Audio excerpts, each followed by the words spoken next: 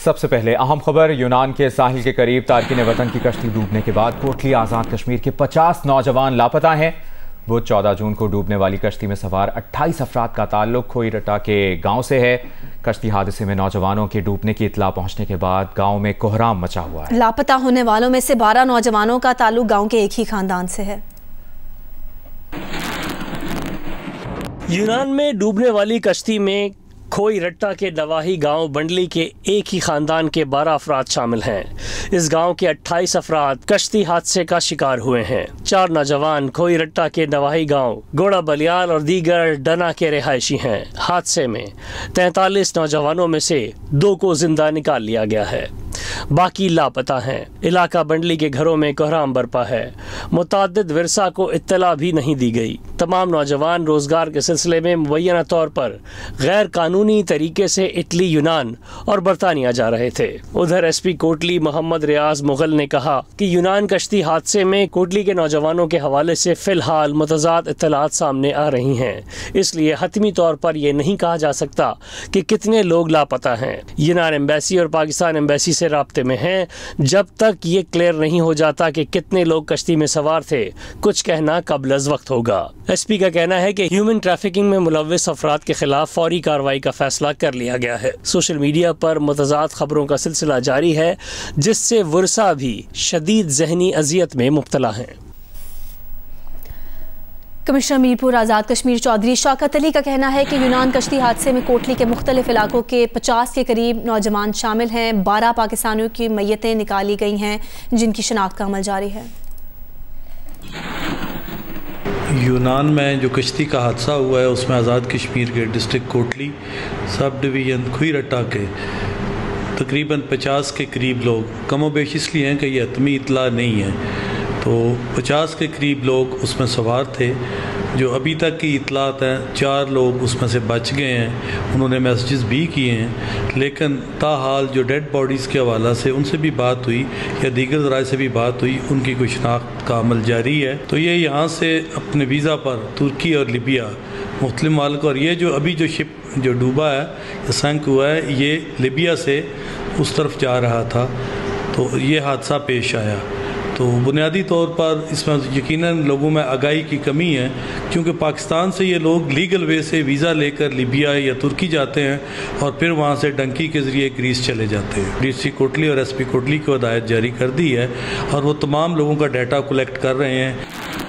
यूनान कश्ती हादसे के बाद से सियालकोट का 27 साला काशिफ भट्ट भी लापता है। काशिफ के वालिद मुख्तार भट्ट ने जियो न्यूज़ से गुफ्तगू में हुकूमत से बेटे का पता लगाने की अपील की है। काशिफ के वालिद के मुताबिक उसने अपने बेटे को इटली भेजने के लिए असलम नामी एजेंट को 23 लाख रुपए दिए थे।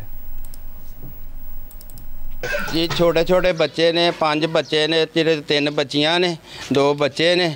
उम्र मेरे बच्चे की तकरीबन 27-28 साल है। जो एजेंट ने मेरे नाल जिहड़ी गल कीती, उन्हें आख्या 23 लाख रुपया लाँदा, इत्थों सीधा लिबिया जाएगा, हवाई जहाज़ से जाएगा, लिबिया तो भी सीधा इटली हवाई जहाज़ से जाएगा।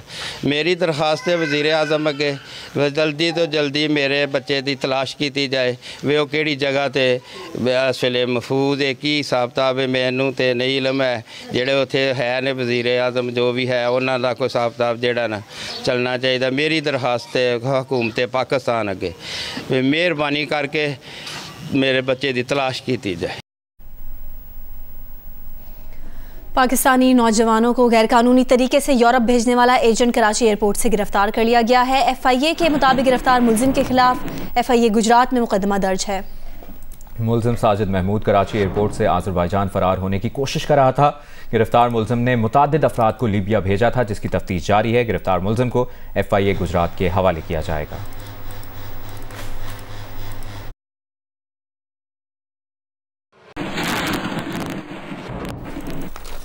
यूनान के साहिल पर कश्ती उलटने के वाक़े पर तर्जुमान दफ्तर ख़ारजा का बयान सामने आया है। तर्जुमान दफ्तर ख़ारजा ने कहा है कि यूनान कश्ती वाक़े में जिंदा बच जाने वालों में से 12 पाकिस्तानियों की शनाख्त हो गई है।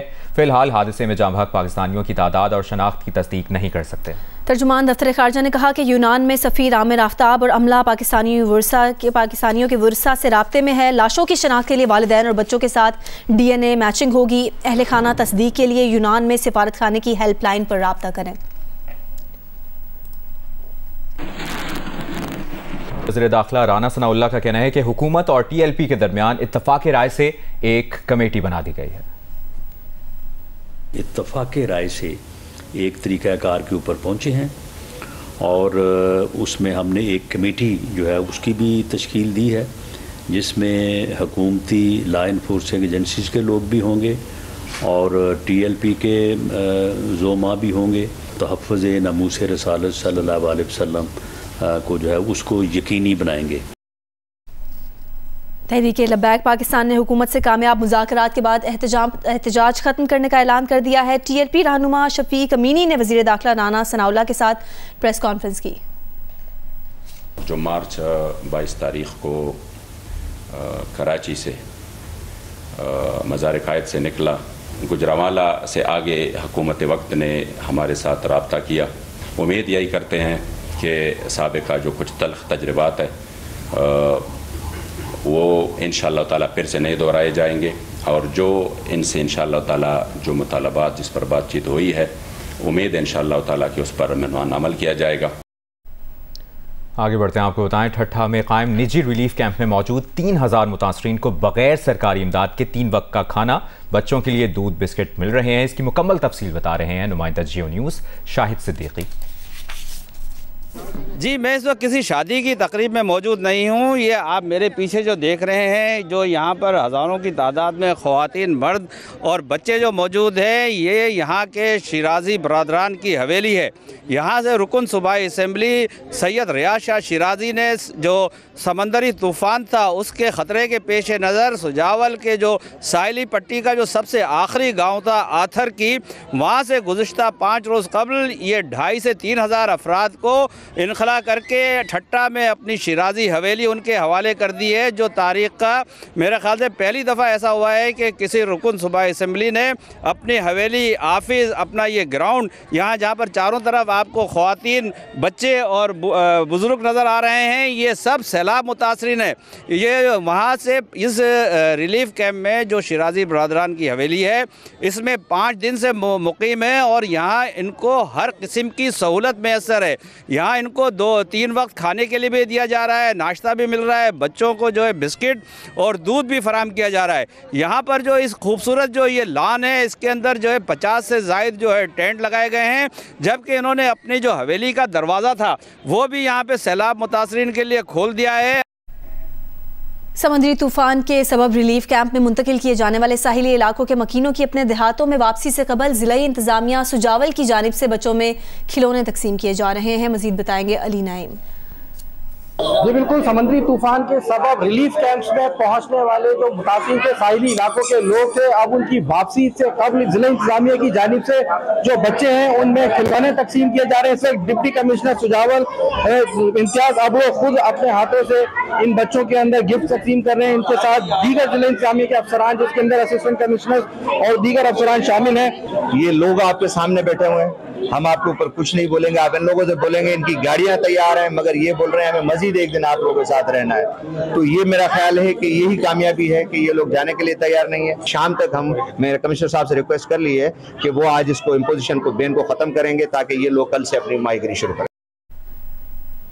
समुद्री तूफान के बाइस कराची के चाइना पोर्ट पर सीपियां चट्टानों से अलग होकर साहिल पर आ गई हैं। तूफान ने समंदर की सफाई कुछ इस तरह से की है कि इंसानी गफलत से जमा होने वाला कचरा बुलंद लहरों ने साहिल पर फेंक दिया है। और माहिरीन कहते हैं कि इन साहिलों से कचरे को फौरी साफ करने की जरूरत है।